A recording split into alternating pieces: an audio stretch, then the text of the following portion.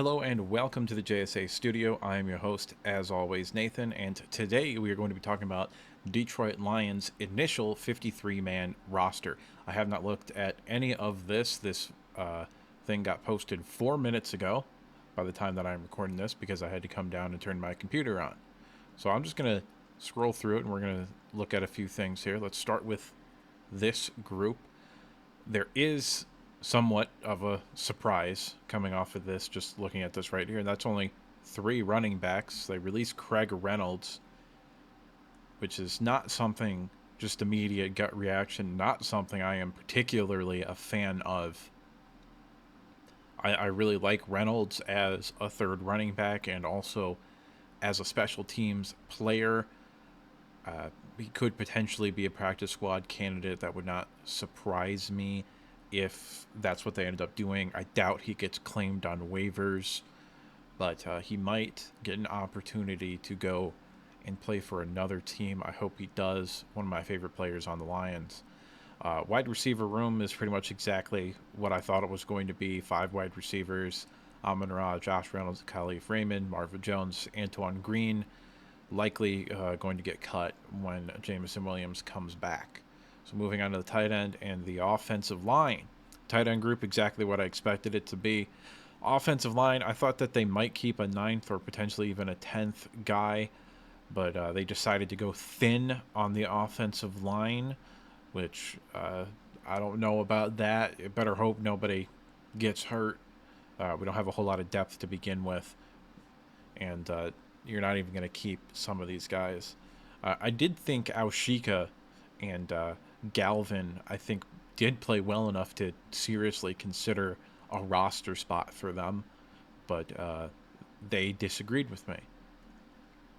Interior defensive line, you're keeping five guys: Liam McNeil, Isaiah Buggs, Levi Onwuzurike, Benito Jones, Brock Martin. Again, that's kind of the same thing that everybody has been talking about. Has pretty much just been those five guys the whole time. Benito Jones was maybe a little bit on the bubble, but I thought he was a pretty solidly in there, in my opinion. Edge, keeping seven is somewhat surprising to me. Not as surprising as six linebackers, but seven edge guys is surprising. Now, all of these guys are quality NFL rotational caliber players at least. I think John Kaminsky could start on a lot of teams. I think Josh Pascal is a high upside rookie. James Houston is an elite rotational caliber player. Romeo Okwara is a borderline starter. Julian Okwara is very solid as a depth piece. Aiden Hutchinson, Charles Harris likely to be the starters though. Linebacker, this one I don't really get this one. I don't know why Anthony Pittman is on the roster. This is just the initial 53-man roster, and they are going to sign a running back. So Anthony Pittman could be one of the guys that would get cut to sign that third running back. I don't think that's an impossibility, but even initially, it surprised me that you're going to keep him on the roster, especially over Trevor Nowaski, who I thought significantly outplayed him in the preseason and showed just as much value on special teams as Anthony Pittman has. But I guess that they decided to go with the 3-year veteran. I think he's in his third year. Corner, they're going to go ahead and keep Khalil Dorsey, which was interesting to me. I would not have kept Dorsey over Starling Thomas, which broke a little bit earlier. That news broke a little bit earlier that we are getting rid of Starling Thomas. Potentially getting rid of Starling Thomas. He has to pass through waivers. Last year, I think there was like 35 players that got claimed on waivers, and that was like unusually high. So there's always a pretty good chance that they're just going to go to the practice squad unless they get picked up on waivers. Because if you get picked up on waivers, you have to go directly to a 53-man roster as opposed to being able to like claim you and then put you on their practice squad. You can't do that. Safety, these are the four guys. I thought maybe Brady Breeze could have snuck in there, but he didn't. C.J. Gardner-Johnson, Kirby Joseph, Tracy Walker, F.A. Mountain Fonwu. is the four that they're going to go with. Emmanuel Mosley also coming back from the PUP list. I think that's likely because if you start the year on the PUP list, I think you have to miss at least 4 games. And he was likely going to be healthier before that, even though I don't think he plays week 1, and also probably not week 2 either. Also, they have Brian Branch listed in the corners. Just noticed that. I would list him more at the safeties than corners, but that's just me. And special teams pretty much been what I was expecting it to be this whole time. Jack Fox, Scott Daly, Riley Patterson. I don't like Riley Patterson. The Lions don't like Riley Patterson either. They've been talking about, or there have been rumors about them looking at kickers out on the market, potentially trading for somebody when they traded for Riley Patterson, which was not a good idea. This is a pretty solid group of players in my mind, especially along the defensive line. Again, linebacker, I think it's very likely Anthony Pittman is the cut that gets made in order to bring in that third running back. They're not going to enter with only 2 running backs. That is not something that they're going to do. They're not going to enter the season with 2 running backs and a fullback on the roster. They're going to add a third running back. I think it's fairly possible they also add a backup offensive lineman or potentially a 4th tight end, though that's less likely than another offensive lineman or a running back.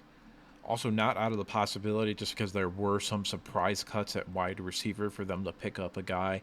I think that's a little bit more of a long shot than running back, which we know is going to happen. Like, they're going to draft a running back. They're not going to, or not draft a running back.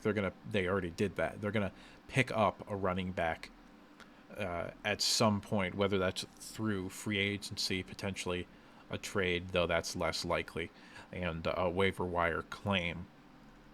But come this time tomorrow, I think they could potentially add an offensive lineman, and we could see a cut along the edge group or the linebacker group to satisfy that adding a player, you need to get rid of a player. The cuts are likely to come from either the edge group or the linebacker group.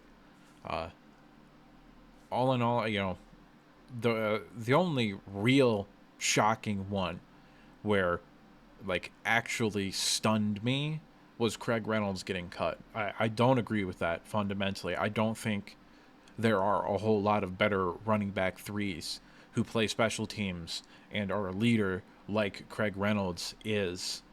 And I'm not sure about the logic with that one. This did just get posted like 12 minutes ago. So it's not out of the possibility that he was cut because they don't have to waive him and they needed the roster spot. That also wouldn't surprise me, but it doesn't feel like that's what's happening, because usually the local press would be all over that and be like, yeah, this guy's just getting cut so that they can hold on to that roster spot because they need it right now, and then they're going to figure some shit out, and then they'll get him back on the roster. That happened last year or the year before that with Everson Griffin. The Vikings did that. That's the only example I can think of off the top of my head, although usually happens once or twice every year. Keeping 7 edge rushers and by extension 12 defensive linemen is probably not a good idea in my mind, because like half of these guys aren't really going to play. Like Aiden Hutchinson and Charles Harris are going to get the most sacks, or well, they are probably going to get the most sacks, but they're going to get the most snaps. And John Kaminsky, Josh Pascal, and James Houston are really probably going to be your 3 main rotational guys. So unless one of them gets hurt, I don't think Romeo or Julian Okwara are going to see the field all that much. Just because there's only 2 positions and you already have 4 solid players and proven production with 3 of them. So I'm not sure Romeo or Julian Okwara are really going to see the field all that much, barring injury. I probably would have let Julian Okwara go in exchange for keeping maybe another offensive lineman or just Craig Reynolds. But that's just me. Go ahead and like the video if you liked it. Hit subscribe if you want to see more content like this. And if you disagree with me at any point in the video, or if you just have something to say, go ahead and leave a comment in the comment section down below. Just let's keep it civil. After all, what do I know? I'm just some asshole, and I'll see you next time.